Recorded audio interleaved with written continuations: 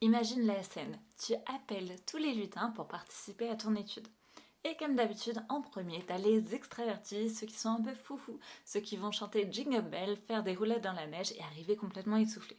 Et puis t'as les introvertis qui arrivent 5 minutes plus tard, en silence et une tasse de chocolat chaud à la main. Et tu pourrais faire deux groupes. Bon bah je vais prendre en premier finalement ceux qui sont arrivés en premier. Et en deuxième, finalement le groupe B, ceux qui sont arrivés après. Félicitations, tu viens de créer un biais de sélection. Tu as le groupe A, les foufous, et le groupe B, les calmos. Alors là, t'as pas du tout randomisé, t'as trié par niveau d'enthousiasme. Et c'est vraiment ça qu'on essaye d'éviter, cette catastrophe en statistique. Et un moyen, c'est faire de la randomisation stratifiée.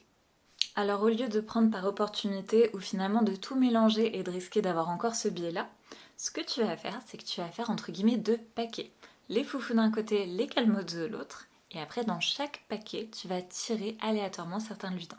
Et comme ça, tu es sûr de maintenir l'équilibre entre assez de foufous et assez de calmos. Donc finalement, après, tu pourrais te retrouver avec deux groupes avec à chaque fois à peu près 50% de foufous et de calmos. Et donc là, tu viens de gommer le biais qui est lié à leur personnalité. Et comme ça te permet de tester autre chose. La randomisation stratifiée, quelque part, ça veut dire ok, on mélange, mais on mélange intelligemment. Et ça évite de se retrouver avec un groupe avec les excités du traîneau dans le même groupe.